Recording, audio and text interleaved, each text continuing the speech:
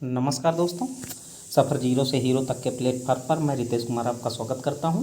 दोस्तों, hashtag topic digest श्रृंखला का ये आज का एक टॉपिक है नाम।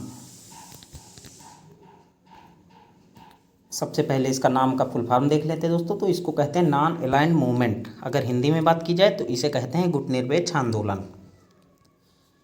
कुछ बेसिक इन्फॉर्मेशन है इसके बारे में कि गुटनिरपेक्षता शब्द का प्रयोग सर्वप्रथम पंडित जवाहरलाल नेहरू जी ने किया था। अब गुट निरपेक्षता के अगर अर्थ की बात की जाए तो इसका अर्थ है, शाब्दिक अर्थ है गुटों से निरपेक्षता, अर्थात गुटों की राजनीति से विश्व को मुक्त कराने का आंदोलन गुट निरपेक्ष आंदोलन है। पृष्ठभूमि अगर इसकी देखें तो ये शीत युद्ध की पृष्ठभूमि में शुरू किया गया था। शीत युद्ध का जो दौर है दोस्तों, तो जो द्वितीय विश्व युद्ध है उसकी समाप्ति के बाद दरअसल दो खेमे बन गए। एक खेमा जो था जो अमेरिका के नेतृत्व में पश्चिमी देशों का खेमा था, जिन्होंने अपना एक सैन्य गठबंधन बनाया नाटो। उसी तरह उसकी प्रतिक्रिया स्वरूप जो साम्यवादी समाजवादी देश थे, यानी पूर्वी ब्लॉक जो था उसके जो देश थे वो एक दूसरा गुट बना लिए और उनका एक संगठन था वारसा। तो ये दो गुट बन गए। तो यही जो इन दोनों गुटों के बीच का जो एक तरह से जिसको कहते हैं कि टकराव, तो उसी को कहते हैं शीत युद्ध। तो उसी की पृष्ठभूमि में ये शुरू किया गया था। तो अब ये जो गुटनिरपेक्ष देश थे ये बेसिकली वो देश थे जो उस समय 1950 1945 1950 के आसपास स्वतंत्र हुए थे। और इन देशों को ये चिंता थी कि अभी अभी हम लोग स्वतंत्र हुए हैं साम्राज्यवाद से, और अगर किसी एक गुट नाटो या वारसा गठबंधन में अगर शामिल हो जाते हैं तो कहीं एक जो नव उपनिवेशवाद है वो हमारे ऊपर ना हावी हो जाए, फिर से कहीं हम उस नव उपनिवेशवाद के जाल में ना फंस जाएं। तो इसलिए उन देशों की इच्छा थी कि मतलब हम लोग जो है अपनी विदेश नीति, अपनी संप्रभुता जो है वो अपने हिसाब से डिसाइड करेंगे। तो उन्हीं देशों की ये जो इच्छा है वो अभिव्यक्त होती है गुटनिरपेक्षता के अवधारणा में। तो पृष्ठभूमि जो है इसकी कि शीत युद्ध की पृष्ठभूमि में शुरू हुआ था ये।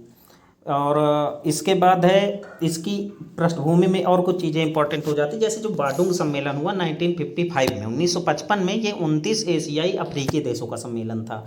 कभी कभी पूछ लिया जाता है दोस्तों वन लाइनर में कि बाडुंग सम्मेलन कब हुआ या इसमें कितने देशों ने भागीदारी की। तो 29 एशियाई अफ्रीकी देशों का सम्मेलन था और 1955 में हुआ था।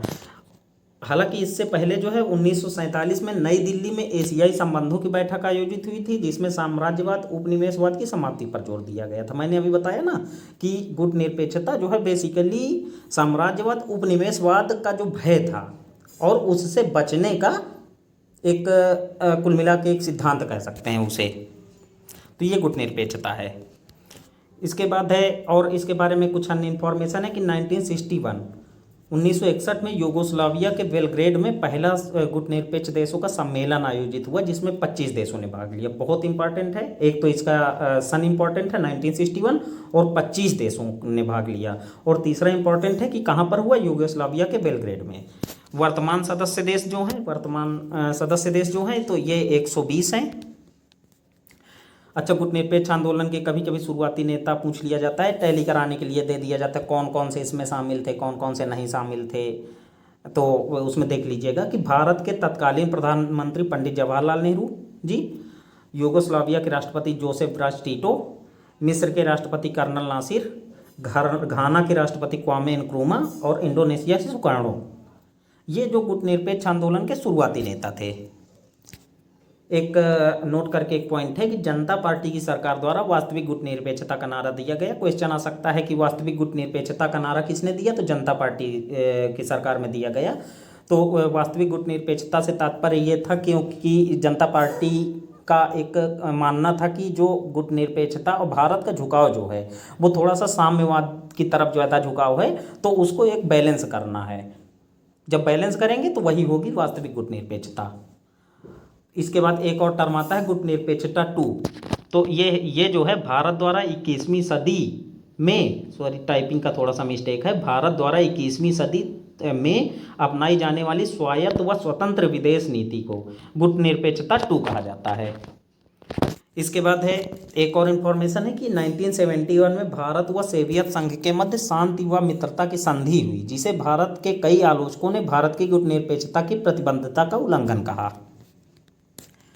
कुछ जो इम्पोर्टेंट सम्मेलन हुए गुटनिरपेक्ष आंदोलन के, तो उनमें पहला है यूगोस्लाविया के बेलग्रेड में 1961 में। चौथा काफ़ी इंपॉर्टेंट हो जाता है दोस्तों, जो 1973 में हुआ अल्जीरिया के अल्जियर्स में। वो इम्पॉर्टेंट इसलिए हो जाता है क्योंकि इसमें आर्थिक मुद्दों को प्राथमिकता देने की कोशिश की गई और बात उठाई गई, जिसके फलस्वरूप 1974 में यूनाइटेड नेशंस के मंच से नाम के देशों ने नई अंतर्राष्ट्रीय आर्थिक व्यवस्था की मांग उठाई। तो चौथे समिट में उठाई गई थी ये मांग, जो अल्जीरिया के अल्जियर्स में हुआ था। इसके बाद सातवां इंपॉर्टेंट हो जाता है दोस्तों, वो इसलिए इंपॉर्टेंट है क्योंकि नई दिल्ली में हुआ था भारत में 1983 में। 16वां जो है ये ईरान में हुआ। 17वां जो है वेनेजुएला के पोर्लामर में हुआ। 18वां जो है 2019 में अजरबैजान बाकू में हुआ। तो इनको देख लीजिएगा आप लोग कि इनका सन इंपॉर्टेंट है और कहाँ कहाँ हुए हैं ये इंपॉर्टेंट है। तो ये मिलाने के लिए आ जाता है कभी कभी कि जैसे कि 16वां कहाँ पर हुआ, 17वां कहाँ पर हुआ, 18वां कहाँ पर हुआ। तो 18वां जो है ये अभी लेटेस्ट हुआ है अजरबैजान के बाकू में। इसके बाद एक इसी गुटनिरपेक्षता से रिलेटेड एक टर्म है पंचशील सिद्धांत। यह 1954 में आया। ये चीन तिब्बत के मध्य सीमा विवाद के लिए भारत द्वारा प्रतिपादित किया गया था। एक तरह से पंचशील समझौता भी इसको कह सकते हैं। तो इसके अंतर्गत 5 सिद्धांत थे जो बहुत इंपॉर्टेंट है, इनको ध्यान में रखिएगा। पहला है संप्रभुता, क्षेत्रीय अखंडता का सम्मान, एक दूसरे की संप्रभुता और क्षेत्रीय अखंडता का सम्मान। इसी प्रकार से एक दूसरे पर आक्रमण नहीं, यानी परस्पर अनाक्रमण। तीसरा है एक दूसरे के आंतरिक मामलों में हस्तक्षेप नहीं किया जाएगा। चौथा है समानता, परस्पर लाभकारी संबंध कायम किए जाएंगे। और 5वां जो है शांतिपूर्ण सह अस्तित्व पर जोर दिया जाएगा।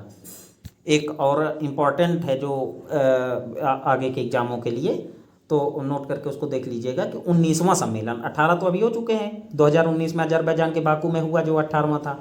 19वां सम्मेलन जो है 2023 में युगांडा में प्रस्तावित है। तो ये ध्यान रखिएगा आप लोग। तो दोस्तों ये था आज का टॉपिक। उम्मीद है कि ये जानकारी आपको पसंद आई होगी। अगर ये जानकारी आपको पसंद आई है तो इस वीडियो को ज़्यादा से ज़्यादा शेयर करें और चैनल को सब्सक्राइब करके लाइक भी कर दें। कल मिलेंगे किसी नए टॉपिक के साथ, तब तक के लिए पढ़ते रहिए। धन्यवाद।